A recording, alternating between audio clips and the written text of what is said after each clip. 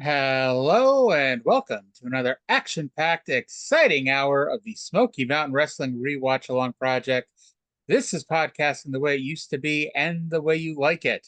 This show is a production of the Something Else Podcasting Network, and it is episode number 069. She said 69 of Smoky Mountain Wrestling from May 22nd, 1993, partially taped on May 15th, 1993 at Freedom Hall in Johnson City, Tennessee, and partially taped on May 17th, 1993 at the Kaywood High School Gym in Harlan, Kentucky. My name is Arya, and joining me, as always, is the gigolo Jimmy Del Rey to my Doctor of Desire, Tom Pritchard. It's Trae. Trae, how you doing today? Okay, I'm about to start the podcast in maybe the weirdest way we ever had, but it's only because you told me to ask. Tell me about Buddy Landell's ball sweat. I like that you couldn't even say how you're doing. You just jump right into Buddy Landell's ball sweat. And remember, I did say, Tim Horner had a lot to do with it. And shockingly, that did not pique your interest even more. Tim Horner, known for his association with ball sweat. Yes. So last year, actually, I think it was the show that was 1 year ago to this day, actually, they did a Royal Rumble. And they did the 1997 Royal Rumble finish where Tim Horner eliminated Buddy Landell. But the referees were busy breaking up a fight on the other side of the ring. So Landell slipped back in the ring, dumped Horner, and was declared the winner. And he got a check for $5,000. And he took that check and shoved it down the front of his tights. So, of course, Bullet Bob comes out and says, we can't reverse the referee's decision, but what we can do, buddy, is stop payment on that check and make you come back next week and wrestle Horner for the $5,000 check. So fast forward a week, they have the match, Horner versus Buddy. Horner wins. Buddy attacks him from behind and takes the check that was just down the front of his sweaty tights and shoves it in Horner's mouth. What if the Smoky Mountain Beat the TV championship was just a vial of Buddy Landell's ball sweat? We cannot prove that it's not. That's fair. That's valid. Yeah. So Cornette came up with the Rumble 97 finish. You think he pitched it then too?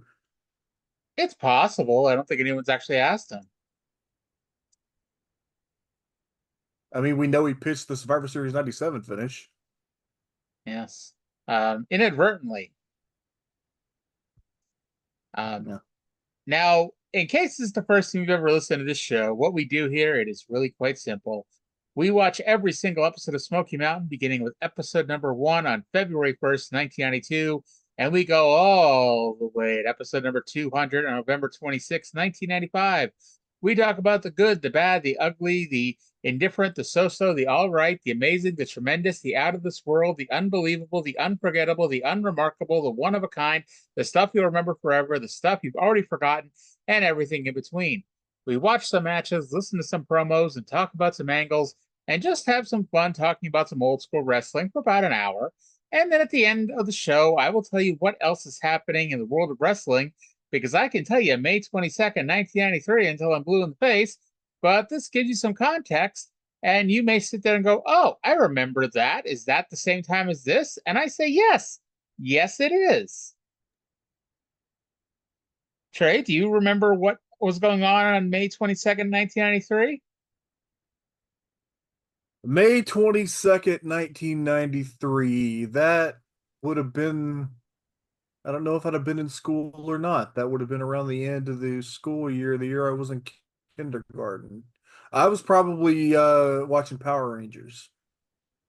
Well, a lot more people were watching Power Rangers than the main story in this week's Wrestling Observer.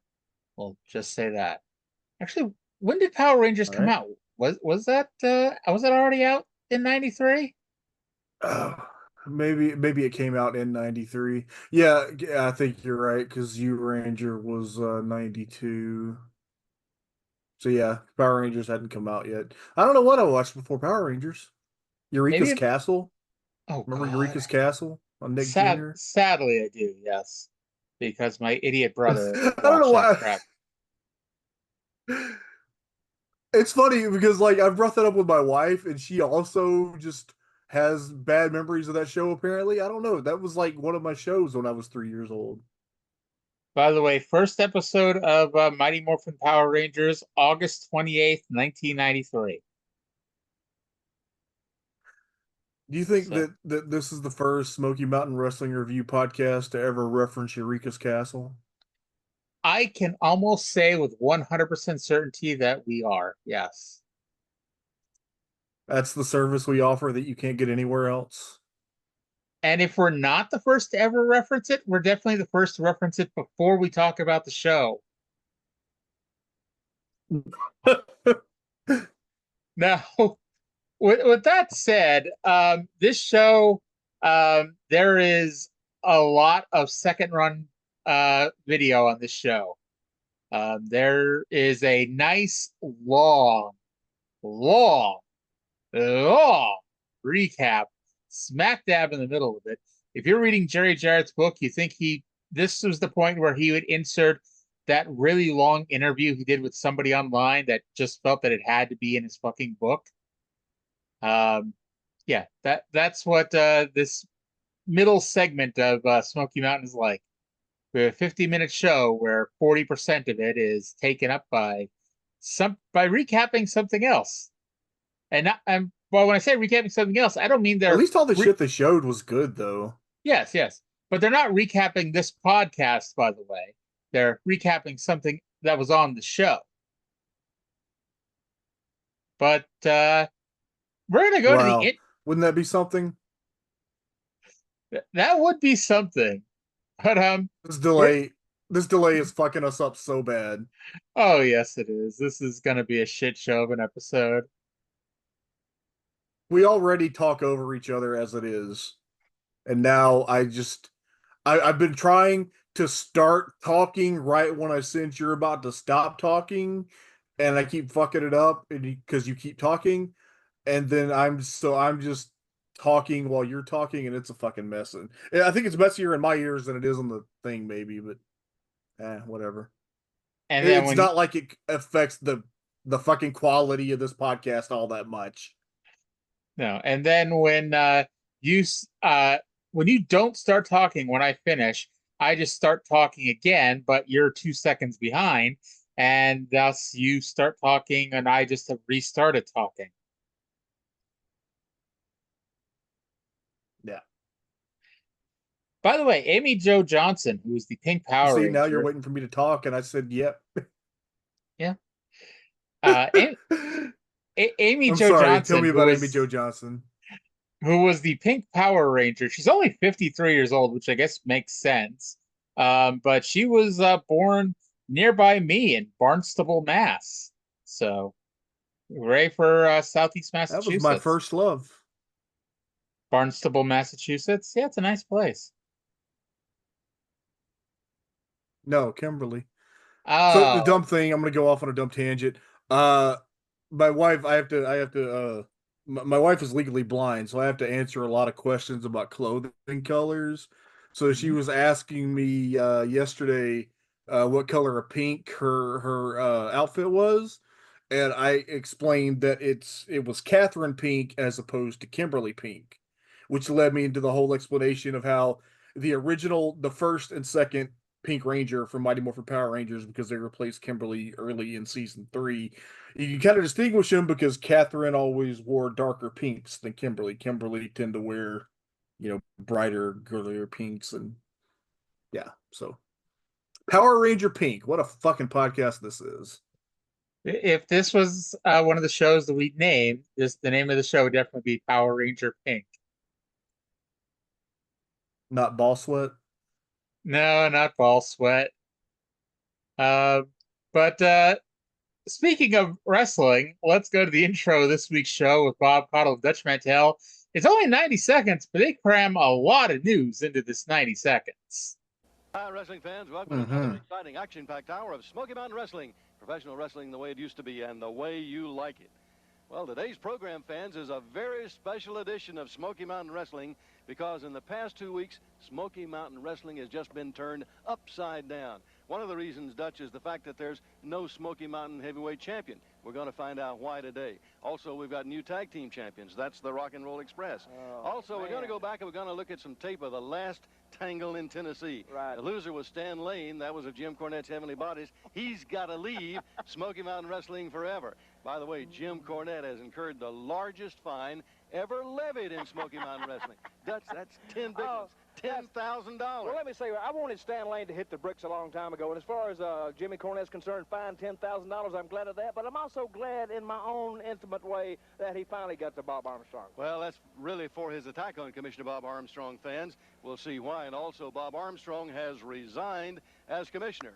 Now, Jim Cornette swears that the Heavenly Bodies are going to be here today, but I tell you, if Stan Lane shows up, you know what's going to happen to him. He's going to be escorted back out on the bricks by the security. That's exactly what's going to happen to him if he shows up today. All right, fans, right now, let's go to the tape of a Coward Waves the Flag match. That's between the Dirty White Boy and Tracy Smothers, where the belt has been held up. Now, notice, White Boy's flagman is not Ron Wright, but his brother, wrestling legend, Don Wright. Let's watch it. All right, so where to start with this? So first of all, we have no Smoky Mountain Champion. The title has been held up. We're going to talk about that here in just a second. We also find out that the Rock and Roll Express have won the Last Tangle in Tennessee. They are the new Smoky Mountain Tag Team Champions. And specifically, shockingly, as predicted on this show about 5 weeks ago, Stan Lane lost. Stan Lane is gone. He's out of Smoky Mountain forever and ever and ever. And this is not just a wacky pro wrestling stip, the one of 1,000 that Cornette doesn't follow up on. This is a stip that goes through. Stan Lane never comes back to Smoky Mountain, like ever. If you're a fan of North American wrestling, as I imagine most of us are, the next place Stan Lane turns up is WWF as a backstage interview person, actually. Huh. Yes. Kind of strange. Indeed. This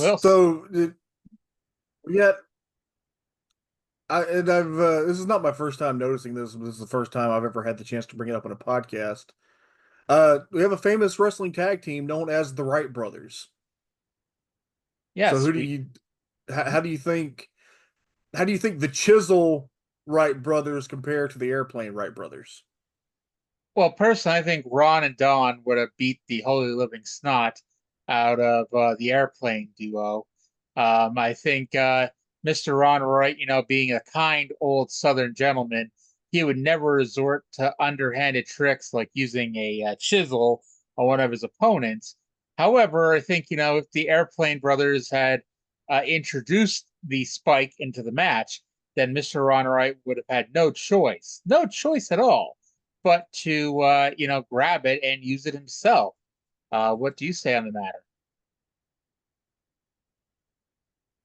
Mr. Ron Wright only ever used the chisel that he carried everywhere for self-defense. I'm sure of it.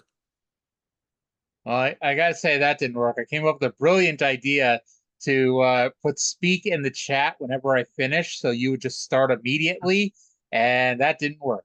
You just didn't see it, or try it. Maybe try it one more time, because it took me a second to process it. So maybe we try that one more time. All right, we'll give it a shot here, see if that works. Butthole. That didn't really work, but we'll see. So we also find out that not only has Jim Cornette been fined $10,000 for beating the fuck out of Bullet Bob has responded by resigning as commissioner.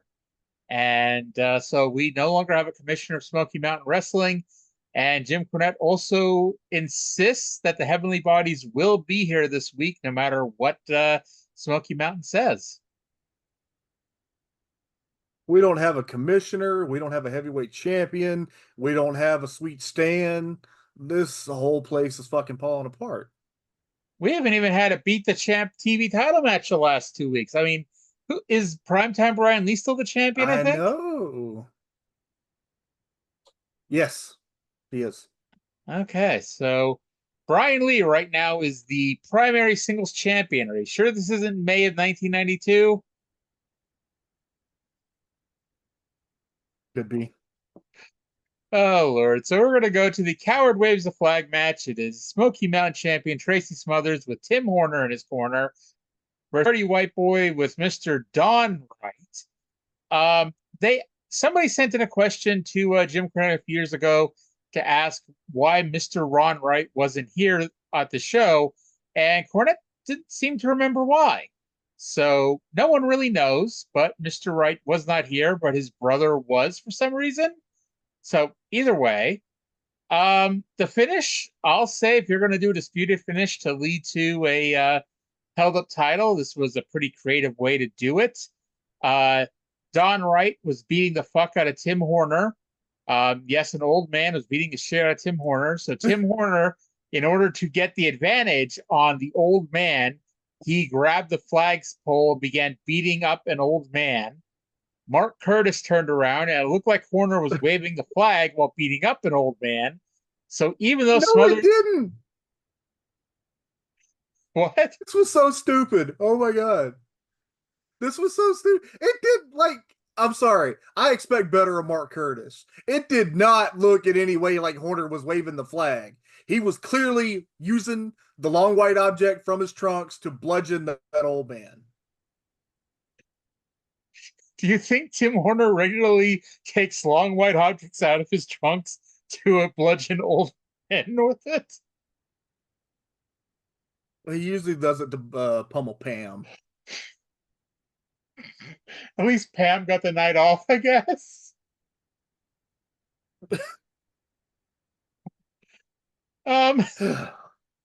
But okay, so we disagree a little bit because okay, it wasn't like the most obvious flag waving in the history, but if you're gonna do a screw job, that was a pretty creative one, I gotta tell you. Yeah, I don't really like holding the belt up for no reason, but I guess this was just a way to extend this feud a little bit longer, I guess. I don't know. I just can't imagine what the top feud is going to be after this feud ends, because this has been the feud the whole time I've been watching these shows, and it's been like 3 months now.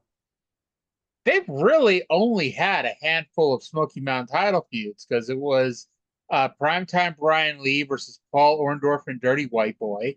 Then White Boy won the title and it became White Boy versus Tim Horner. And then Tim Horner gave the title to a special needs child and forced Bullet Bob to take it out of his hands.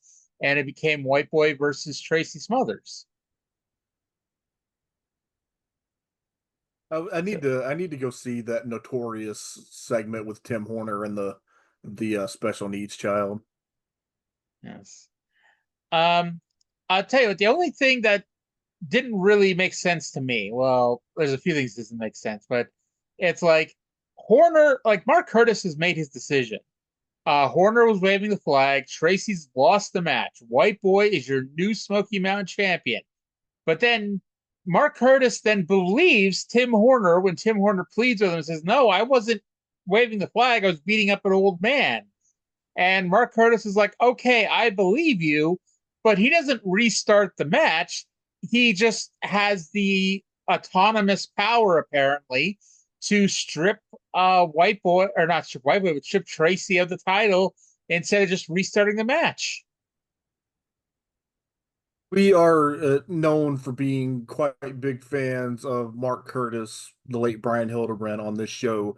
I do not feel that he had his best night as a referee in this particular match. No, and at some point, and I'm not sure when they do this because I actually didn't write it down, but at some point they make note of the Smoky Mountain Board of Directors. The Smoky Mountain Board of Directors has been established on this show as being Bob Armstrong, Sandy Scott, and Mark Curtis. So how is Mark Curtis allowed to unilaterally make a decision on behalf of the board of directors? Because yes, Bob Armstrong isn't the commissioner, but does that mean he's no longer on the board of directors? Well, maybe that's why Curtis has the authority to unilaterally develop, determine. I don't know what word I'm looking for. Did vacate the title. He has the right because he's on the fucking committee. I guess maybe. Now, if we were WWE like 5 or 10 years ago, we'd be saying over and over again that the title's being held in abeyance, which is a word I've never heard in my Oh, I life. thought of that. Yeah, it's like a fucking legal term, and it's so. I had that same thought that I fucking hated that when I saw this. Oh God. All right. So after the match, you might think to yourself, hey, I bet Dirty White Boy has something to say about this. And who cares? Because Mr. Ron Wright is here and he's got something to say instead. Well, fans, you just saw the reason that we don't have a Smoky Mountain Heavyweight Champion at the moment. The championship being held up, and here is the former champion, the Dirty White Boy, and his legendary manager, Mr. Ron Wright, and I'm glad to see you've recovered enough to be here. Now, let me tell you, I just barely recovered. I had to get brought down here in our ambulance today, or I couldn't even be here. I had to leave my oxygen mask back in the dressing room so I could talk. This, what you've seen, is a shame and a disgrace. I was trying to get to Johnson City to take care of my man in that match, just to make sure the white flag wasn't raised. I had a serious wreck, totaled my automobile, knocked up. I was completely unconscious for 4.5 days before I come to. I come down here and see a video, and they accused me of my brother waving the flag. Nothing like that happened. He was over there in the corner. Tim Horner was up waving the flag like some wild idiot. Matt should have been stopped and give to my beloved man right there, but instead they're trying to blame it on my brother. Said he was the one who was waving the flag, and that's not so. But let me tell you something. They've got this match signed June 11th in Knoxville, Tennessee. My man, there's got to be a winner. They've got to be a winner. My man's going to get that belt. Just tell him what you're going to do to him, brother. That's right. You know, the board of directors said there's got to be a winner. No reviewing the tape on June the 11th in K-Town. They're not going to review any tapes. They're not going to do this. They're not going to do that. What they are going to do is put myself and Tracy Smothers in the ring. And the man that wins comes out. The man that wears the crown, the Smoky Mountain Heavyweight title. Well, Tracy Smothers, me and you's gone all over the place. We fought. You've busted me open. I've done the same to you. Beatings a normal man couldn't take. But in K-Town on June the 11th, I'll guarantee you, Tracy Smothers, one thing. The Dirty White Boy will walk out the Smoky Mountain Heavyweight Champion. Have it back, brother. Amen. All right. All right. So White Boy cuts an all right promo. There's nothing wrong with White Boy's promo. But can we talk about how great Mr. Ron Wright is? Mr. Ron Wright's like, Yeah. oh, That was my. Sorry. So yeah, that was my main note about this segment, was that I know we gush over how much we love Mr. Ron Wright every week, but he is a national treasure. yes. He's like telling us that he was brought here in an ambulance. He left his oxygen tank in the back so he could come out here and talk. He's in a serious automobile wreck while trying to get to Johnson City, Tennessee, and was unconscious for 4.5 days. And now they're claiming that Mr. Wright's brother Don was flying the flag, but it didn't happen. And then they say June 11th in Knoxville, we'll have a match where there must be a winner. And I got to tell you, you know, not just Mr. Ron Wright here, but fucking Bob Caudle was just fantastic. Rolling his eyes to such an epic degree during this interview. Bob Caudle is really amazing at being the straight man in these ridiculous situations on the show. Now, is Bob Caudle also the straight man when Tim Horner pulls a flaccid white object out of his pants to hit old men with? I hope not. Let's go to Tracy Smothers, who also has something to say. We heard from the Dirty White Boy and Ron Wright about that belt being held up, and here's Tracy Smothers. Tracy, I know you've got some thoughts about that match also. Yeah, I do, Bob. You know something? I think all the folks right there in Johnson City and all the people on TV have seen exactly what happened. White Lightning Tim Horner, who I consider one of my best friends in the world, there is no way that he waved that flag right there in the Last Tangle in Tennessee. There's no way. The fact of the matter is that Don Wright, Ron Wright, I don't know who those guys are, but he was jumped on him, and all Tim was doing was knocking him off of it and hitting him with the flag. The referee saw it, thought he waved the flag. Well, from what I understand, the belt is held up. As you can see, it ain't around my waist. I feel naked. I worked so hard to get it. Blood, sweat, and tears, and now it's for all the marbles. June 11th in Knoxville, Tennessee. Dirty White Boy, I've had some of the most brutal battles I've ever had in my life, man. We're going to see who wants it the worst, me or you, for the Smoky Mountain Heavyweight title. Friday night, June 11th. If you want to see two guys that just don't like each other, then you come down to the Coliseum, because, White Boy, I'm coming for a reason, not a season. The road to the Smoky Mountain Heavyweight title is through yours truly, Tracy Smothers, the wild-eyed Southern boy. And by the good grace of God and the support of the fans and just a little bit of lady luck, this old country boy right here is going to be the next Smoky Mountain Heavyweight title, because, Bob, I feel like that I shouldn't have lost it in the first place. So, White Boy, show me what you got. All right, fans, that's going to be a great one. Tracy? Tracy, wait a minute. Tammy Fitch here, Tracy. I'd just like to let you know that I'd be perfectly willing to manage whoever comes out the winner of that match, whoever turns out to be the champion, whether it be you or the Dirty White Boy. Well, maybe not the Dirty White Boy, because you're a little more my type. But I'd really be glad to just add you to my stable, so just get your pen ready and I'll see you that night. Well, what about that, Tracy? Well, that's awful different there, Bob. I don't know what to say, but, you know, I got more important things to worry about right now, and only thing I can say is I'll cross that bridge when it comes to it. First of all, I got to beat that Dirty White Boy and get that belt. All right, so Tracy vows to become the title belt himself, and then Tammy walks in and says that she'd be happy to manage a champion, but then changed her mind and said she doesn't want to manage Dirty White Boy, just Tracy. And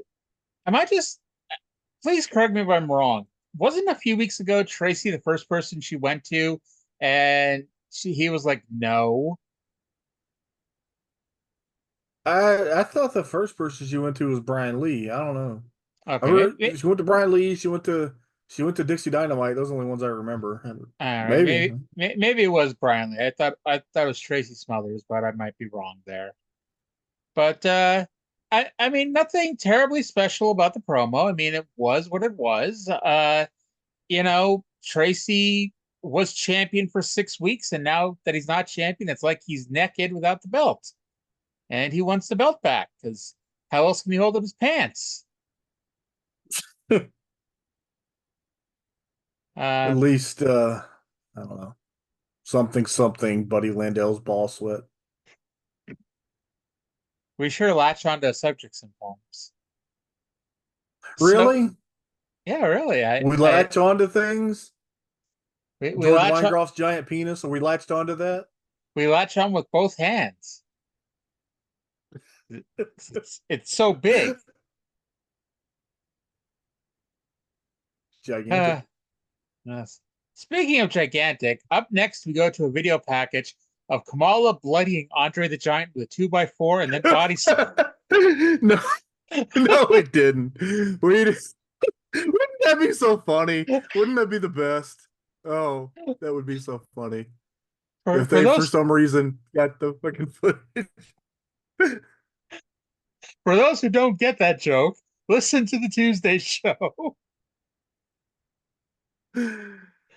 So this was an extended video package of Bob Armstrong's long train of abuses against Jim Cornette. And then Jim Cornette's long train of abuse against Bob Armstrong on one night in a steel cage. That was a freight train of abuse. They went over 20 minutes. Like, the longest match in Smoky Mountain TV history was not as long as this recap package.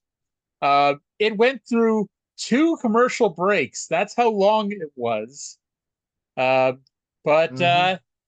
It is doing a great job of setting the stage. And I guess it saved the company a little bit of money that they didn't really have to do a full 4th taping over there at the TV taping in Harlan, Kentucky this week. Yeah, they managed to get an extra week out of that one, because the only first run thing that they did there was the one match that we're going to talk about later.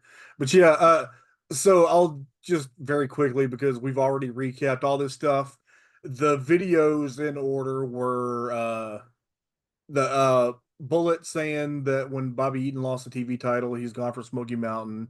And then they show the angle where they tarred and feathered Ricky Morton, and Bullet subsequently signed the Loser Leaves Town match. That it was Armstrong saying that he was going to be the referee in the Rage in the Cage. Then we went to a commercial. Then we came back. It was the when Jimmy Golden wrestled Stan Lane, and Bob Armstrong came in and counted the fall. And then the post-match angle where they screamed at each other until Bob slugged him. Then there was another commercial break, and they showed the angle from Rage in the Cage. Yes. And so for that, we come back, and now it's time for the Last Tangle in Tennessee. It is the Heavenly Bodies, the tag team champions, defending against the Rock and Roll Express. I said we're joined in progress, but really we're joined in time for the finish. Cornette interferes, which lets Lane wait. Yeah. Cornette interferes, which lets Lane waylay Morton with a tennis racket, with Morton kicked out. Morton had Tom pinned with a double drop kick, but Cornette him out. So Morton was nice enough to punch Cornette in the yap. So despite this being a no disqualification match, which theoretically means no count out, Mark Curtis proceeded to count both teams out. And Sandy Scott's like, okay, this is one screw job too many. He takes the mic and announces that there must be a winner. And thus the match continued. I don't know what. Okay. Before I tell the actual finish, I thought that was a really stupid false finish or fake finish, I guess. Like the whole build on this show, we saw commercial after commercial. There must be a winner. There's no disqualification. I guess technically they never said there's no count out, but let's be honest. If you hear a no disqualification match, you aren't thinking, oh man, I hope they don't do a count out. I've seen that before, and it's like high on the list of the worst finishes ever. I remember for some reason I remember they did this when like Carlito was the Intercontinental Champion, and he did a like he wrestled somebody one week and got disqualified. So then the next week they had a no disqualification match and he got counted out. So fucking stupid. Yes. And I mean that's 2005 WWE for you. That is totally something that they would have done. So the match does continue, and Gibson pins Stan Lane with a roll up. Now I know we didn't see the leg lock with the Gibson leg lock. There we go. So I know that this is 2024, not 1993, and I know we didn't watch the entire match. We just saw the finish. But to be honest, and I think the crowd would agree with me because they popped, but it wasn't that big of a pop. This was really anticlimactic, and not just because like. I mean, it was obvious the Rock and Roll were going to win, you know, even if you're a mark in 1983, you just didn't know who was going to take the fall. But, like, the crowd really wasn't that into it, didn't seem like. And it just didn't seem like that great of a match.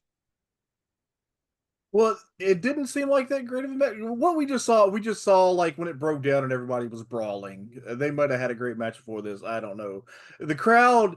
I wonder if the tease of the stupid non-finish just killed the crowd dead, and then they did like an extra minute. It was only like a minute or so after that thing when they did the actual finish, but it was just unnecessary. It's I'm gonna have to ding Mr. Cornette for a bit of overbooking on his part here.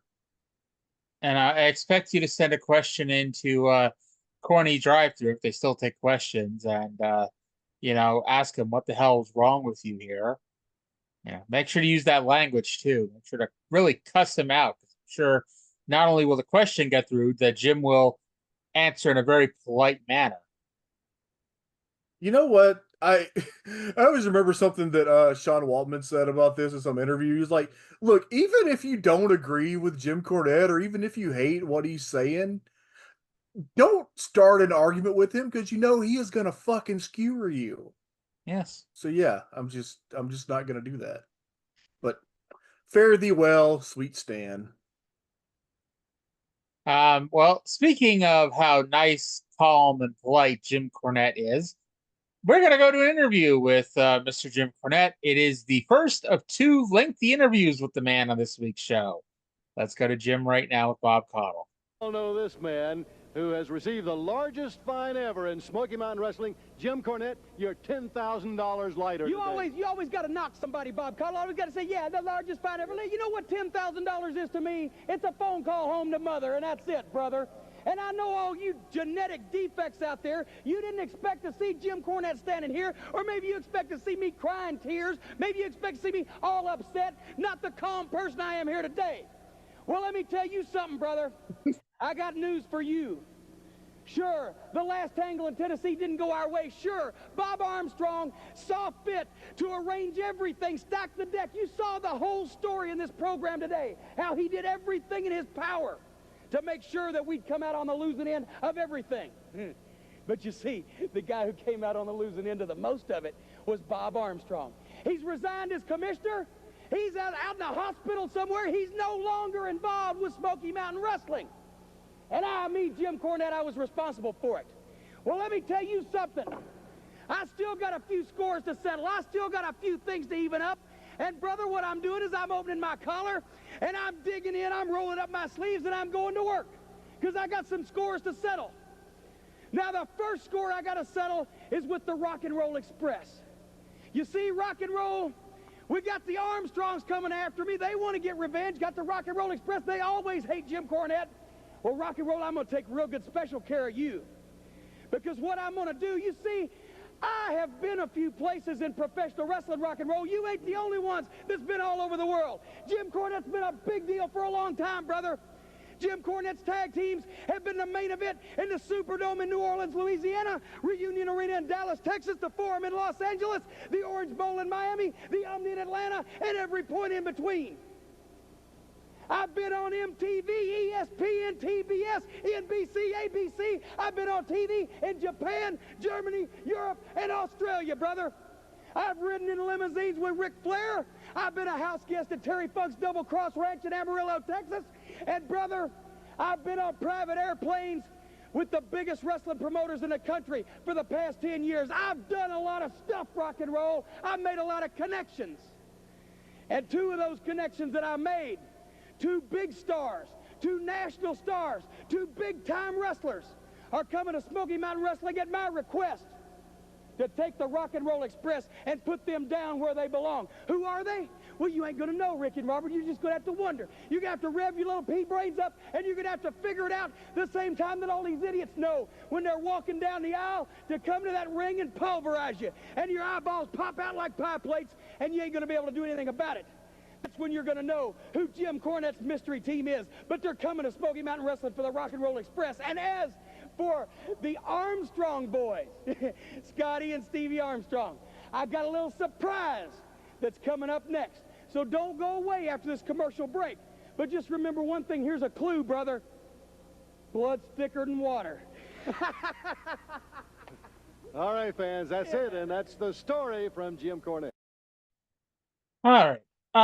So Trey, I haven't looked ahead. I know there are 2 different teams coming in the relatively near future, but I wouldn't look at either of them and say that, oh, here's a nationally known tag team that's coming in.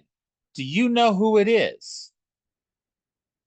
I had my guess, and I don't know. I think they had been on WCW TV at least at this point, right? I think it's Heavy D and Big Ron. That's who I thought it was, but I didn't think they were on WCW TV yet at this point. I don't know. I'll look. I feel like, I don't know, maybe I just made that up. I mean, it makes sense, but I mean, because I'm pretty sure they hadn't done like WWF jobs at this point. Maybe they did, but I'd like to think that if you're going to put those 2 on TV, do more than just jobs, even if it is 1991 Ron Harris and Don Harris. But still, they're 2 big motherfuckers, and and a company that's nothing about that wants nothing but people who are really big. Those are 2 really big guys. Okay, yeah, they did 3 center stage tapings, or 2 center stage tapings, 3 appearances in March, which makes sense because I would have seen those which is why I remembered them being there. Okay. They had mostly just been in Memphis. So it's them, and I don't know how soon, but I think pretty soon we're also getting the Moondogs, which isn't exactly, Oh. it's not a Okay, high that makes watermark more for the sense. yeah. That Well, makes more sense being called a nationally known tag team. Now it's probably not the most well-known version of the Moondogs, but versions of the Moondogs are pretty well known in wrestling. yeah. I mean, one's a babyface and one's a heel. I just don't know which one is which. But I think you'd go with the Harris twins as the heels, wouldn't That's you? what I assume. I mean, either way, this isn't the high watermark for the Smoky Mountain Tag Team division, because we are just getting to the era where it is the Rock and Roll Express, one other babyface team, and two random heel teams. And that's how it's basically Mhm. going to be for the next 2 years. A wild, crazy brawl between the Bruise Brothers and the Moondogs actually sounds kind of fun. I hope you think that once we see it, because I'm pretty sure we see at least one of those. Well, surely it's not bad, right? How can that be bad? I'd have to rewatch it again. I remember it not setting the world on fire when I saw it the first time. So Cornette is now going to be managing a tag title feud with whoever his mystery team is against the Rock and Roll Express, and also the personal issue between the Heavenly Bodies and the Armstrongs. And Yes, I guess he's still managing Killer Kyle. I think so. I mean, it makes sense anyway. Um, but Cornette, yeah, screams about what a calm person he is. He says that it's all because of him that Bullet Bob's in the hospital and that he isn't the commissioner. And of course, it's heat, because anybody who watched it knows that Cornette on his own did not put down Bullet Bob. In fact, Cornette's racket shots really didn't phase Bullet Bob until after he got beaten up by 5 other men and tied to the cage and all that shit. So, it's heat. The heel is telling the truth, but he's lying. If Cornette is calm, I have a bright and sunny disposition. I think you have a bright and sunny disposition. So maybe Corny is calm. I have a bright and sunny Tammy Fitch position. Now, I hope this is Tammy Sitch 1993 and not Tammy Sitch 2024, unless you're just really into abusing old men. Do you think they got conjugal visits? Never mind. That's terrible. Oh, God. So Bobby Blaze and Mike Sampson are in the ring, and we get the Heavenly Bodies theme song. We get Jim Cornette come out, and instead of Stan Lane, we have a guy who looks like he would work as a 1985 jobber in WCW Saturday Night. This is the man that is now known as the Gigolo Jimmy Del Rey, and this, like, as a WWF fan growing up, this is the Heavenly Bodies that I remember, because we didn't get TBS, so I never saw the Heavenly Bodies rock and roll angle on TV in 1993. Like, this is the first time I saw the Heavenly Bodies with Tom and Stan, or I'm sorry, Tom and Jimmy, and yeah. So I anytime I ever saw Tom and Stan, I was a little thrown off. Do you think that Jimmy Del Rey is like a good gigolo? You think he does a lot of business as a gigolo? I think if he was a shoot gigolo, probably not. But I think he has the scummy, scuzzy, nasty down, like, better than you'll probably ever see anybody else in wrestling. Because, like, Jesus Christ, this guy, like, oh my God, you're like, where did they find this guy? I mean, I know where they found him, but where did they find this guy? He does turn out eventually to be pretty scuzzy and nasty as a shoot, right? Yes, he does. And Tatanka So got the blame for Yeah, so we did. I don't really know what is considered attractive in men for people who are attracted to men, but I know theoretically redhead men aren't considered as attractive as redheaded women. So I don't. That- Is Jimmy Del Rey attractive? What did you think? Do you think he was cute? I thought he was kind of goofy looking. He's not attractive to me. He's not my cup of tea anyway. Do you think the curtains match the carpet? Uh, I think the curtains match the drapes. Yes. I mean, we've It's seen enough. We've seen enough Jimmy Del Rey because he was Jimmy Backlund, and he was like I joked about, he was doing jobs in 1985 TBS. So I mean, we've seen this guy before. He's just, and he's always his hair at least has always looked the same. I mean, he's a good enough worker. It's like I I kind of think. Here's the thing. I got nothing against Stan Lane. I think Stan Lane is great. I just happen to think that Bobby and Dennis were the best Midnight Express, and Tom and Jimmy were the best Heavenly Bodies. Yeah. I wouldn't even argue with you on that one. I think, you know, I think Jimmy fits the gimmick better than Stan does, to be perfectly honest. And that's not saying Stan's not a better wrestler. I think Jimmy works it better than Stan. Stan looks like he's a person who he takes some pride in his person and his life, and he probably has very good hygiene and like keeps his house clean. And Jimmy Del Rey just kind of looks like a scumbag, He wakes which up is in the great. yeah, he wakes up in the morning, throws on some cologne, and then jumps on the plane to the next town. That. Yeah. Now I should note that Jim Cornette had the ring announcer announce that women aren't allowed to touch, grope, fondle, or molest the heavenly bodies on their way to the ring, which is a great line, except for the fact that that's pretty much exactly what they had announced to have for Stan and Tom when they debuted. So this isn't a new thing. It's just new for Jimmy and Tom. The heavenly bodies are dead. Long live the heavenly bodies. Yes.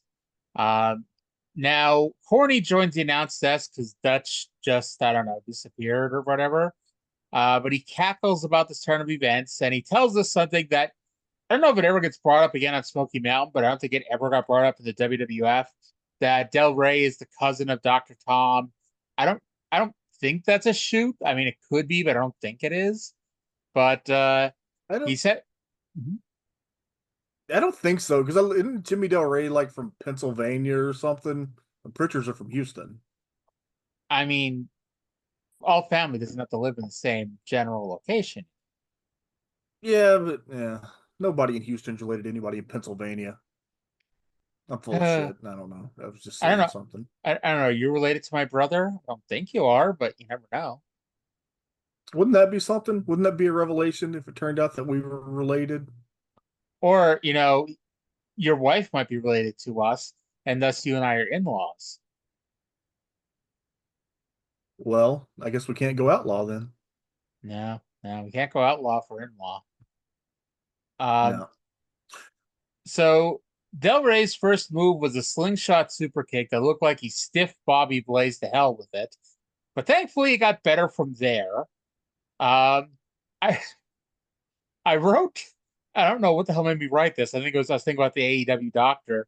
I wrote, Tom gave Dr. Sampson a sit-out power bomb where he nearly landed on his head. And Del Rey pinned him with a moonsault. Now, I should note that the ring announcer introduced them as Bobby Blaze and Mike Sampson. The graphics said Bobby Blaze and Mike Sampson. And Bob Caudle announced that Jimmy Del Rey pinned Gary Scott. I'm quite confident that was Mike Sampson, though, wasn't it? I think so. I mean, I didn't put too much thought into it. I just kind of took it, for what they said. I'm like, okay, it's Mike Sampson. Write down Mike Sampson. Oh, look, there's a graphic. Mike Sampson. Okay, Mike Sampson it is. I noticed that too. And as I noted a couple of weeks ago, Dr. Tom turns out one of the original moves guys. I think you mentioned this, and I kind of zoned out for a second. He did a fucking power bomb here that looked like it was about to turn into a Gonzo bomb, and Mike Sampson is very lucky that it worked out okay. Yes, yes, yes, he is. I was a fan of the slingshot super kick that stiff Bobby Blaze. These poor fucking job guys. Future Smoky Mountain Champion Bobby Blaze, by the way. Um, that's a couple years down the road. Yeah, spoiler alert. Territory must have been in the fucking toilet. Oh, I mean, Bobby Blaze is a very nice guy. I'd love to have him on the show sometime, but yeah, that's again not the high water mark of Smoky Mountain Wrestling. You know what's really sad to think about? What? If Horner had stayed, he would have got the belt. I don't think he ever would have actually gotten the belt, but he would have gotten the belt in '95. They'd have been desperate enough. See, I think honestly he would have been a better first champion than primetime Brian Lee, because it's not like Brian Lee's promos were setting the world on fire, and Horner was a much better wrestler. Literally, the only thing primetime Brian Lee had was he's big, and it's like, okay, I guess. Okay, but I'm maybe misremembering, but you can tell me if was Brian Lee ever good? Because I saw him in fucking the Disciples of Apocalypse and the New Church and whatever the fuck and this and the fake Undertaker. I cannot remember him ever being good. Well, we're getting to him in TNA teaming with the Harris brother who's not a Nazi. Either Ron or Don. That really narrows it down, I'm sure.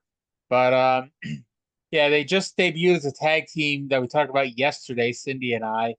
I think that may have been his best run. Not that that's, a terribly remarkable one, but honestly, I think he got decent. I wouldn't ever say good, but he got decent. Wasn't the other guy in that team won a PG-13? Was it Wolfie D? Yeah, there was different iterations of the team. Slash was Wolfie D. They had Malice, who was the Wall brother. But right now they've got primetime Brian Lee and the Harris twin, who isn't a Nazi, who I think is Which Don. One is that? I think it's Don. And keep in mind, I think the primary reason why we now have them as a team is because we're at the first death of TNA Part 1. So the only people on these shows were the people who either lived in Tennessee or drove in from Florida or Georgia. Or I guess wherever the hell Jerry Lynn lived. I don't know where Jerry Lynn lived at the time. Who fucking knows? I have no idea. He had been in ECW, could have been fucking anywhere. I don't know. Maybe he still lived in Atlanta from when he was in fucking WCW. I don't know. I mean, they always introduced him as being from Minneapolis, but that doesn't mean that's where he necessarily lived at that moment. But yeah. In the '90s, Atlanta was the Florida of the '90s. Because so many people moved there to work for WCW. More so than like nobody really moved in particular to work for the WWF, and it's kind of strange that like even when WCW was a national company, so many people were moving to Atlanta. I think it's also because a lot of times, at least until like '97, when they were printing money, they were losing a lot of money. So it's kind of like, okay, if you want a regular job, we do a lot of our shows in Atlanta and Florida. You got to move to Atlanta or Florida. And like, Jericho talks about how they gave him a bonus to move down there, and then he just never ended up moving down there. But he did move to Florida eventually, but it wasn't because of WCW. But yeah, I thought it was. Maybe it was. I thought they told him to move to Atlanta, and he said, "Can I move to Orlando instead?" And they said, "Yeah." Maybe it was. I haven't read the book in a while, but I remember in Triple H's bodybuilding book, he talked about that Bischoff said that he had to move to Atlanta because living in New Hampshire he was geographically undesirable or some shit like that. Yeah, that's the other thing I was thinking. Atlanta is a huge Delta Airlines hub. That's probably part of it. I mean, they might get a deal, you know, especially when you're booking that many tickets a week. I mean, I'm sure that that PBS had some kind of relationship with Delta Airlines. Yeah, because I mean, even if you just look at it as Crockett, you know, most people also probably lived in Charlotte and that area too. Mm-hmm. You know. Yeah. I love sometimes how this show just kind of goes off on to another realm. That's the appeal, though, I think. Yes. Just, you never know.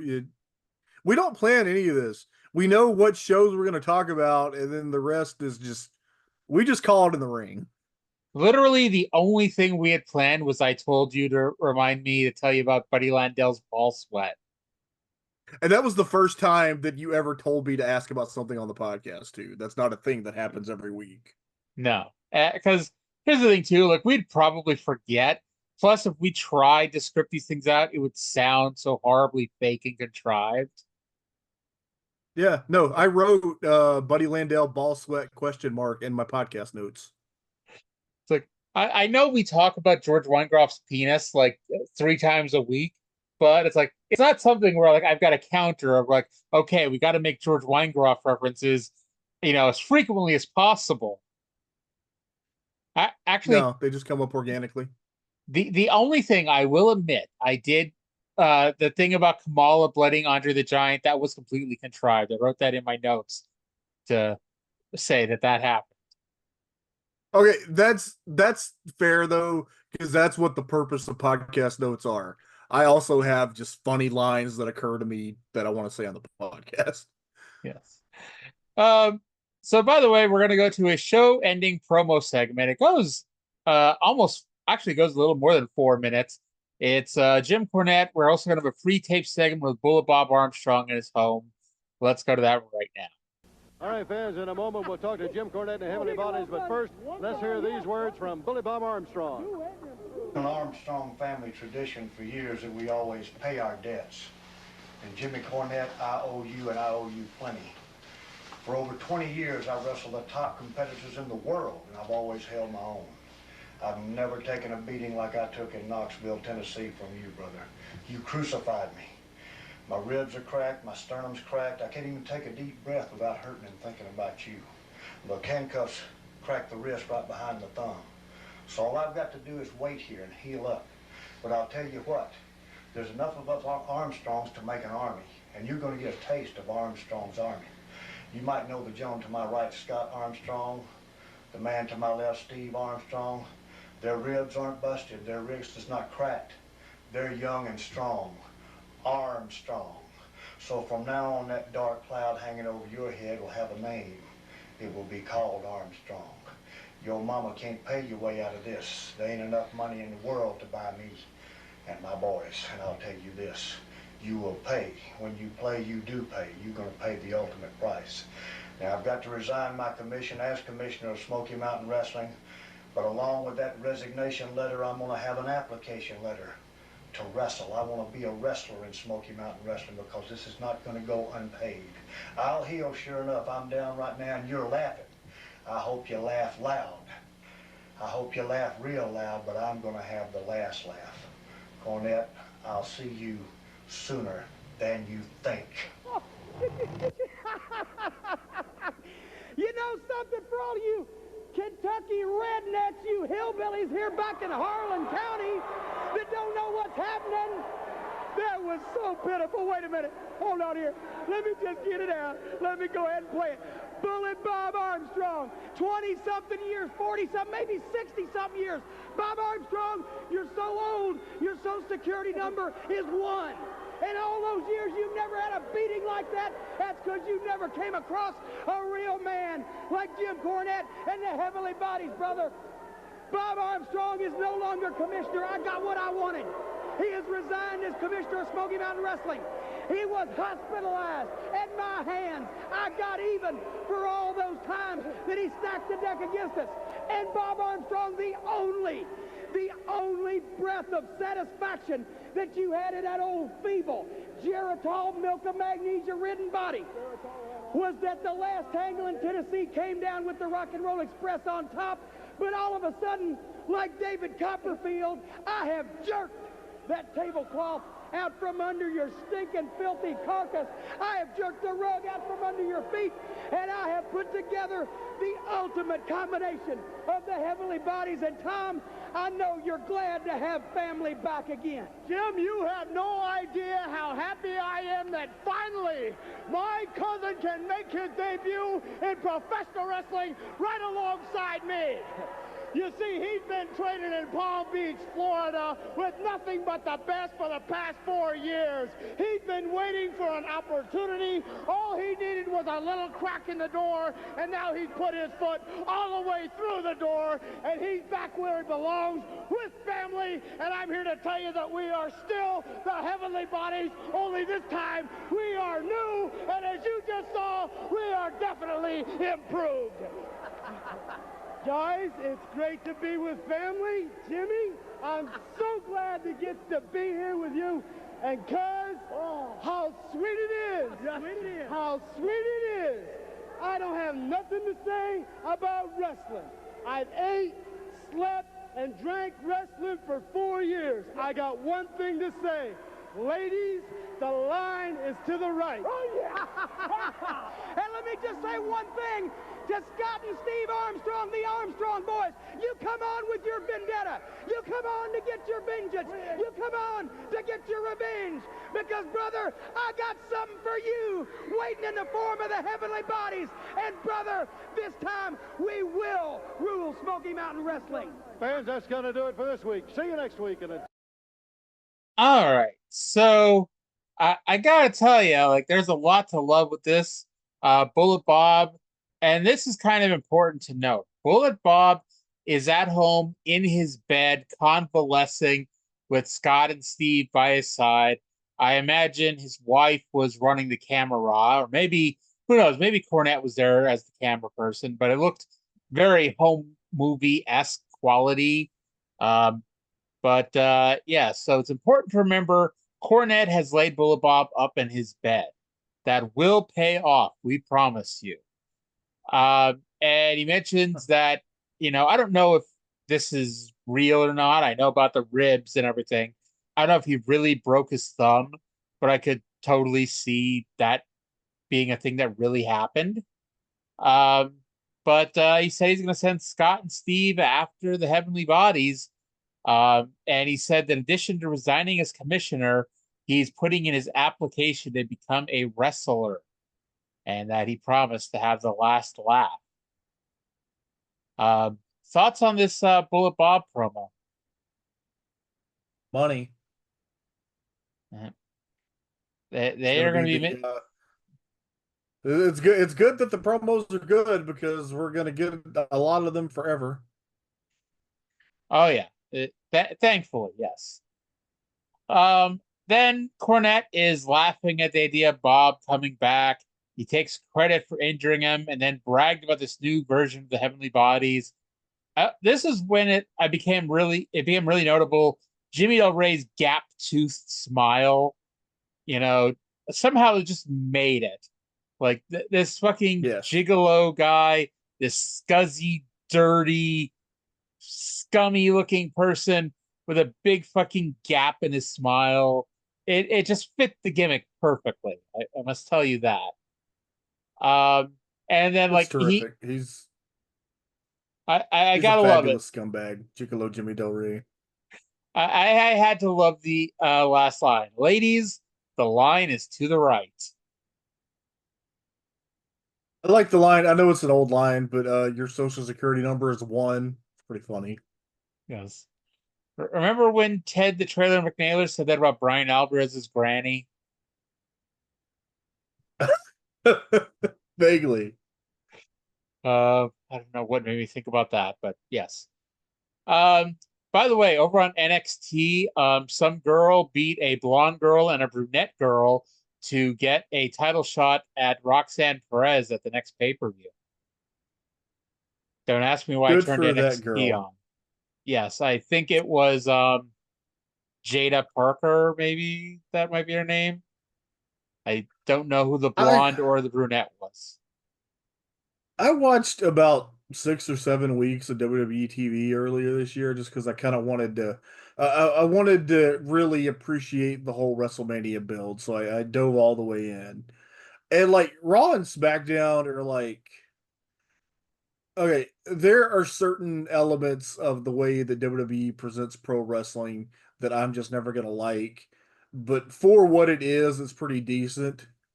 These fucking NXT shows are so goddamn like they're either just boring or they're like really bad community theater, and there's like 2 dozen interchangeable women who have like they have to put graphics during the fucking backstage segments just so you know who some of these people are. So it's like when you said a woman and the third woman and a fourth woman, I'm like, that could be any fucking body. Yeah. I have been trying every so often, like I said, like I can't tell you the last time I watched a full WWE show that I wasn't at. And I have liked every WWE show that I've been to, at least the last bunch that I can remember. But it's like being at WrestleMania didn't make me want to watch Raw the next night. Didn't make me want to watch SmackDown the night before. Being at that SmackDown a few weeks ago, I didn't go, oh, I got to watch SmackDown next week. No, I just ignored that it existed. I turned on Raw yesterday and during the Randy Orton Gunther segment, and it's like I didn't even make it to the end of the segment. I turned it off. I'm like, this is just so boring. And I get that it's better than it was. It's really hard to not be better than it was, but I get that it's better than that, and that's great. And if you like it, that is awesome. I'm really fucking happy. If you're enjoying it, good for you. Watch the hell out of it, support the hell out of it, go to the shows, enjoy it. However, I just wasn't into it. It's hard, for AEW, for all of their faults, when I turn on Dynamite tomorrow, I am 99.9% sure the show is going to start with some kick-ass match. And it might be forgotten by the end of the show, but you know something? There's a lot of fun action the second you turn the show on. I turn on Raw, and even to this day, opening segment is a 20-minute promo segment. To this fucking day, that's the opening segment of Raw. And maybe I just caught her on a weird week. Maybe every week on Raw, they go out there and they have a banger of an opening match. And they go out there and have a 15-minute crazy fucking, great, in-ring match. But something tells me, since the innovator of the 20-minute opening promo is now the guy in charge of creative, something tells me that's not changing anytime soon. I bet they're going to open that Dynamite in Cardiff tomorrow with Okada and Claudio, which I'm guessing is going to be better than everything on Raw. Oh, definitely. And, Raw's in Providence this Monday. And for a little while, I thought about going to it because, I worked near Providence. Even with the shitty traffic at 5 o'clock, it wouldn't be that big of a deal to go into the city to watch Raw. And then it's like, why? I have no interest in watching the show when it's on TV for free. And Uncle Howdy's going to wrestle Chad Gable, I think, on Monday. And I love Bo Dallas. Oh, God. I am the one and perhaps only fan of the NXT champion Bo Dallas from 2013. And I was a Bo-liever. I was with him when he would go to Bolivia one week, and he was the longest reigning NXT champion in the last 25 years. All that fun stuff. I loved it. I am not into watching him pretend to be Bray Wyatt. I always thought that he needed a submission finisher, the bow and arrow. I'm shocked that no one came up with that. Right there. Um, Are we finished with the Smoky Mountain show? Have we just moved on? we are, yeah. The show is over. It ended with the Cornette promo. This is the fuckery and nonsense portion of the podcast. Yes. I should probably talk about, what else is happening this week in wrestling before we get too far off the rails. Tell us what's going on. WCW ran their Slamboree 93 pay-per-view, which was a mixed bag. The 3 main events were said to have all delivered, but the rest of the show, not so much, including Scott Norton walking out the day before the show and getting replaced by Nails, of all people. And Nails came in to do a job to Sting in about 5 minutes in one of the worst matches of Sting's career. So they were going to do Sting and Scott Norton at Slamboree. That would have been a direct rematch from Wrestling Dontaku. Oh, that was the match. I forget. Yeah, it was the rematch from Wrestling Dontaku. And I imagine Scott Norton wasn't thrilled about coming in to do a job, or maybe he wasn't thrilled with the money or whatever the hell it was. But I imagine if it was coming in to do a job, it's like he could not have thought that he was coming into the U.S. to beat one of their top guys in a one-and-done situation. He's been winning squash matches on Saturday night lately, so maybe he thought he was in to get a push. So it's not quite one and done. I thought this was a special appearance by Scott Norton of New Japan or some shit like that. Yeah, he's been around. By the way, Sid returned to beat the holy living fuck out of Van Hammer, and he aligned with our good friend Robert Fuller, aka Colonel Robert Parker. I'm finally getting caught up. I watched by getting caught up, I'm only 3 weeks behind, so I watched the May 1st WCW Saturday Night today. That was the first appearance of Colonel Rob Parker.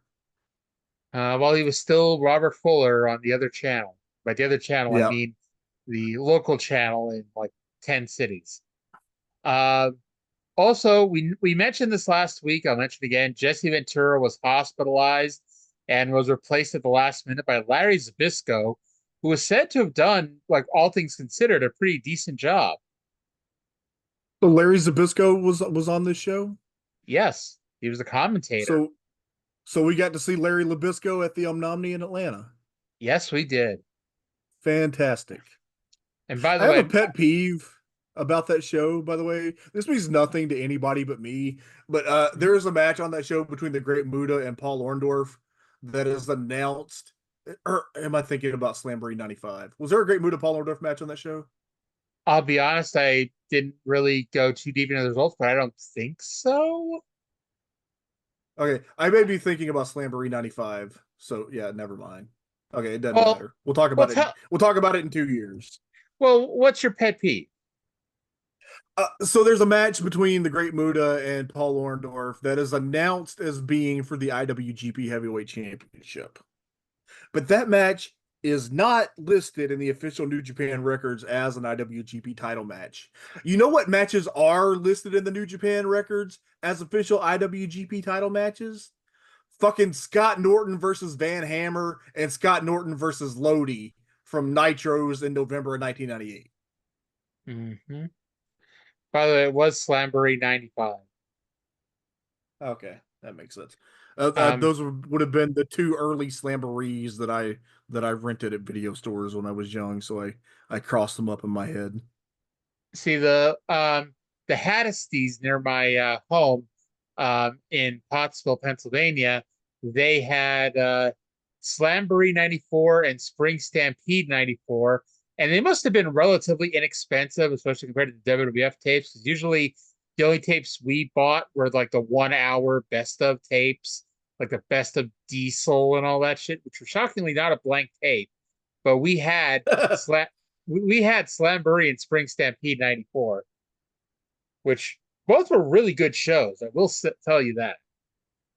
Yes, they are. I By the actually way, watched those like kind of maybe the last couple of years. what I was trying to say earlier before we went off on the great mood of Paul Orndorff New Japan issue was on NXT, Hank and Tank were wrestling Gallows and Anderson. I don't know which one it was. Either Hank or Tank went running across the ring, and I think he was trying to do a run up the rope springboard onto, I think Gallows. It's been like 3 minutes now. I've forgotten. And Shawn Spears is being beaten up by two guys right now. I think he went to do a run up the ropes, springboard onto maybe Gallows, but either he slipped or Gallows just didn't come anywhere nearby because he just kind of ran up the ropes, jumped down, and went running after Gallows again. How dare you slander the quality in-ring work of Luke Doc Gallows? It could have been Anderson for all I know, but it's been several minutes and I don't feel like rewinding to find out. No, I don't. It's not worth that. I was gonna say, and whoever it was, either Hank or Tank, they did win, by the way. Hank and Tank. Oh, good for them. Yes, I know, right? And then two guys beat up Shawn Spears. Literally, I could spend this, like, if we were to review NXT, like, you might be able to help a little more than I can, but I'd just sit here and say, two guys just did this. Like, when Jaida Parker won, two guys came in and stood in the ring with her. And I only knew it was Jaida Parker because they put a graphic on the bottom saying it was her versus Roxanne Perez at No Mercy. It's like, there's so many people on that show that have no distinct personalities or identities. Several of them have the same identity. It appears. How many fucking bubbly, excitable blonde women are on that show? None have been on here yet. There will be. As in the 10 minutes I've had this on, I have yet to see a bubbly blonde woman. Give it time, or maybe they were already on. It's possible. I mean, it is 9:23. The show is almost over at this point. But, the only opinion that I formed about NXT recently is that they need to fucking leave Tavion Heights in Noah for 6 months because he's going to get so much better working Noah than he would in like another 3 years in the Performance Center, which is probably what it would be. Yeah, I think it would behoove. I think it would, like, people who actually have something and might actually turn a corner with a little bit of seasoning, just fucking send them to Japan for 6 months. Hey, if I can't imagine a world where that would be a bad thing. I am of the opinion that every wrestler should spend 6 months to a year in Japan. I'm of the opinion that every wrestling fan should spend 6 months to a year in Japan, and I'd be the first to volunteer. My main motivation on my weight loss journey is that I want to finally go to Japan, and I want to go to Cork and Hall because that's my big bucket list thing. So my wife and I we have decided I want to go to Tokyo. She wants to go to Kyoto. And so now they just opened the Nintendo Museum in Kyoto, so that's exciting. Or they announced that it's coming. I was all set to go to Wrestle Kingdom a few years ago in Tokyo, but then we got this teeny tiny little global pandemic. Oh God. Yeah. I lost out on WrestleMania and Wrestle Kingdom in the same 10-month period. On they had announced that they were going to do a solo New Japan show at Madison Square Garden in like August of 2020, and I had fully my wife has never been to New York. I've barely been to New York, so I was going to propose, hey, do you want to go to New York for this thing? Because it'll be like my birthday's in August, so that could have been like the birthday trip, and then the fucking show never happened. It was supposed to be the same day as NXT TakeOver Boston. The SummerSlam was supposed to be in Boston that year. And I was like, man, which show will I go to?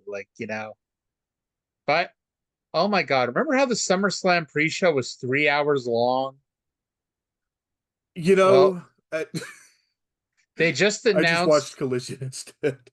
I don't know if just announce is the right word, but on the bottom lower third of the screen, it just said that the Bash in Berlin pre-show is 3 hours long. Okay, I'm not fucking doing that. I'm sorry. I was Yeah. I was kind of thinking about watching that show just because like it's my birthday and there's some wrestling's on, but I'm not watching a fucking 3 hour pre-show. I don't hate myself that much. You're not going to wake up at 9 a.m. your time to watch the 3 hour pre-show before the 3 hour 5 match pay-per-view. No, I'm not. I just kind of want to And see Gunther. I like Gunther. hey, Mr. Regal's son is in the ring with two people. But only one's a guy this time. One's a The girl. the no quarter catch crew. Yes. And really, like, I should know the guy's name because he was on Slammiversary a few weeks ago, but yeah, I don't. That doesn't matter. I actually think, if I'm not mistaken, Tavion Heights is a member of that group too. I think so. I could just pull up my notes from Slammiversary and see what it says, but that would require work and effort right now. And You the know the woman just last WWE. Mhm. I'm sorry, finish. I was gonna say, the woman who was with the group just cut off Mr. Regal's son, which should get her a beating. Uh, She so she the she's a very last. pretty brunette, though. Say that. Oh well, you can't beat a pretty brunette. They can get away with all kinds of shit. So the last, The last WWE show that I went to was Royal Rumble 2020.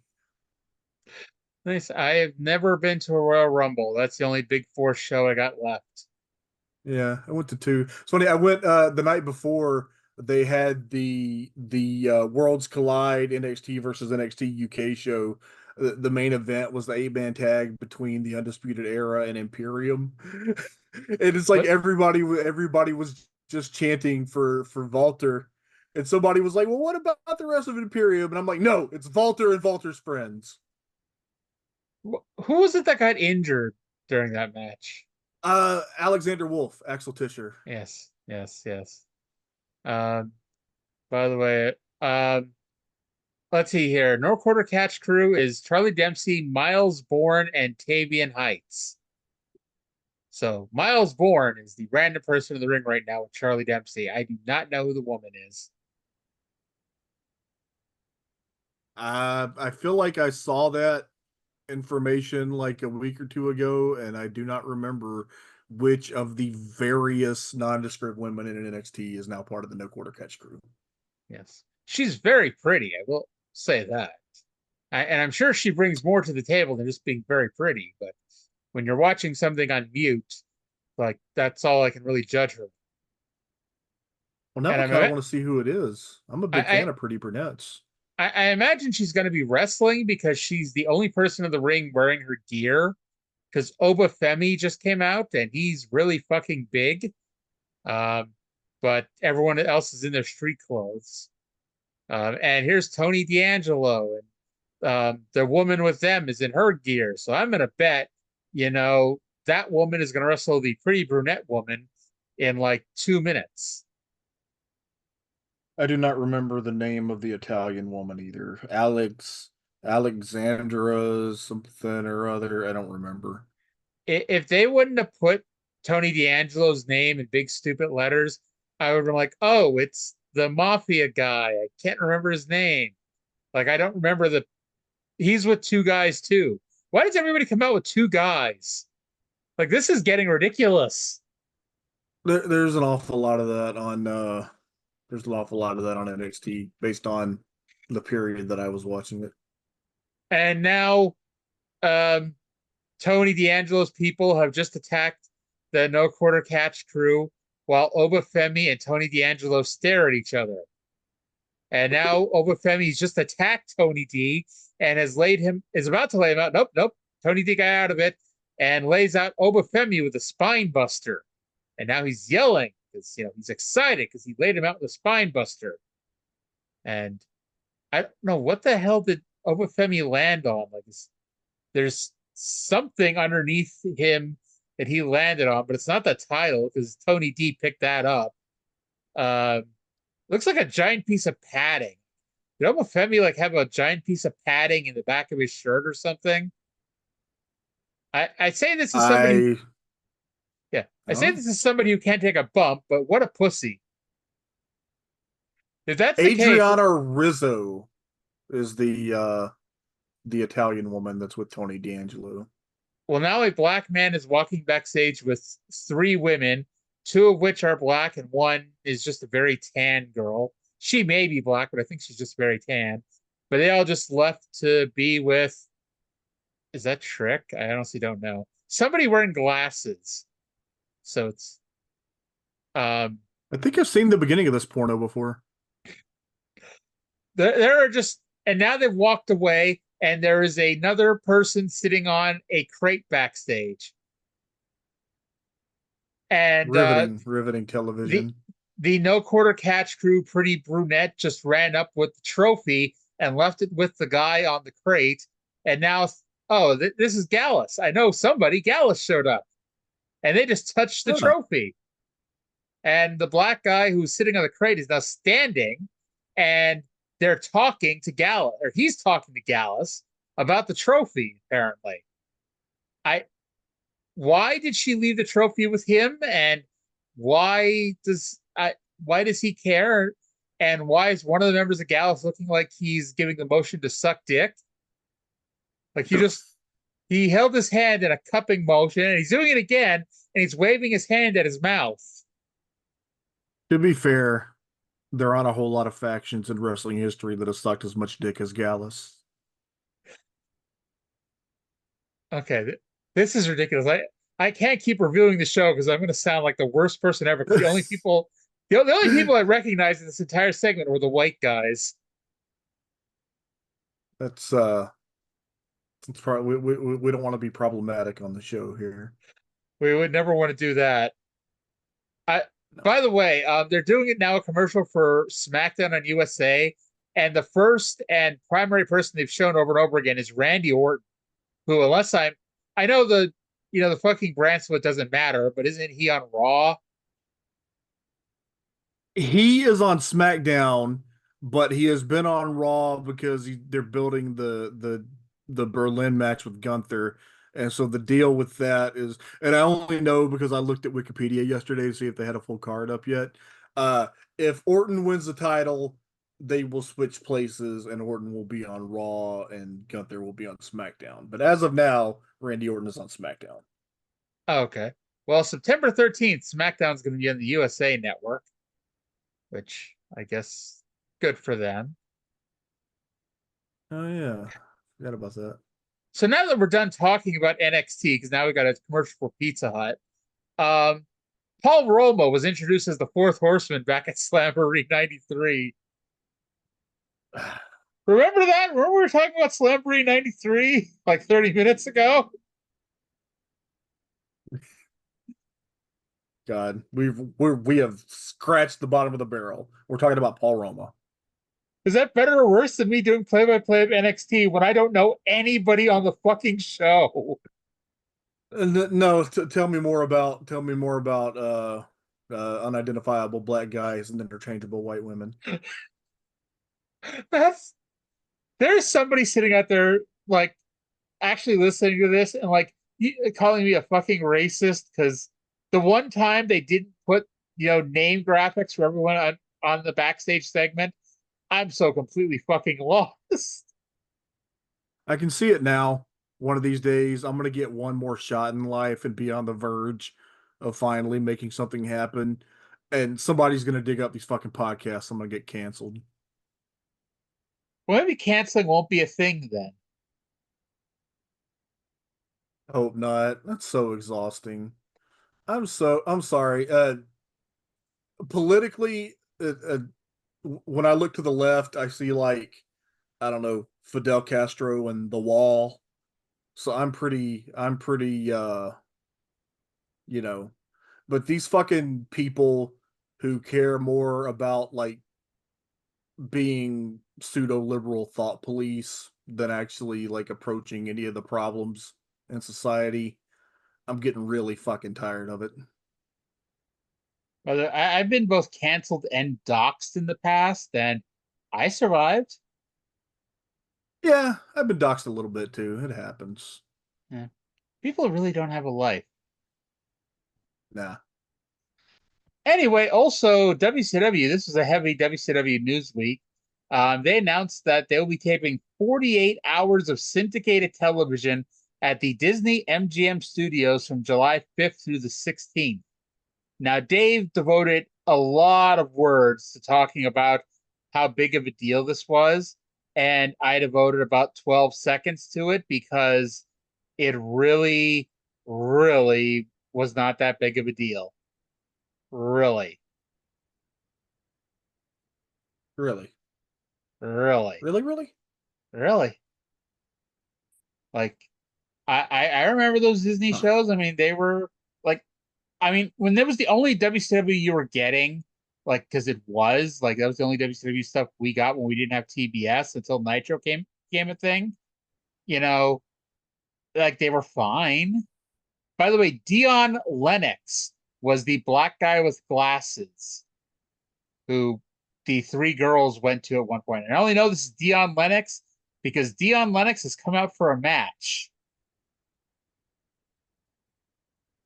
And they showed I don't know if he's a I don't know if he's a I don't know if he's a heel, but they showed like some girls in the crowd and they looked disgusted by him. And I mean he's a good looking guy. I wouldn't you know, I wouldn't look disgusted at him, but I don't know. If he's not a heel, they really chose the wrong three girls to show at ringside.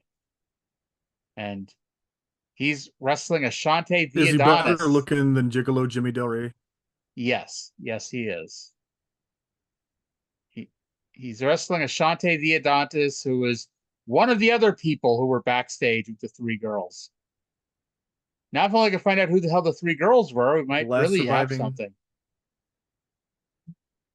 Yeah, good fucking luck with that. Yeah. All right, so I think at this point we can wrap this thing up. What do you think? We've got 90 minutes. That's you finished. Did you finish the Observer notes? Oh, I was gonna say, I think so. In the story of WCW, those Disney tapings are always kind of brought up as an important thing, and that was like one of Bischoff's first big ideas after he got in charge. So I think like they were able to get a lot of income based on selling those syndicated shows like all over the world. So I think the Disney tapings are important in that respect, but maybe not so important as providing quality wrestling content. Oh yeah, and it's like even if they didn't make that much money, they saved a lot of money. Plus, and this was the big thing Bischoff was always pointing out, like it looked so much better than the syndicated tapings they were already doing. So we go to these arenas with like 100 people in a 2,000 seat arena, and people not giving a fuck, and they'd be bringing in fresh crowds for these syndicated tapings every hour. And it's like, you know what? It may not be like the game changer they try to pretend it is, but it's like it was something different, and I will never blame somebody for trying something different, except when NXT decided to kick out anybody who was any good and just go with every green guy in the performance center. Hey, Eric Bischoff is an inspiration. I really hope that eventually I will have one good idea that I can coast on for the next 30 years. I'm sure you can come up with at least one. All right. So that's going to do it for this week's show. I want to thank again everybody for listening. I hope you all enjoyed it, this real crazy episode. And we'll talk to you again in 7 days. Bye.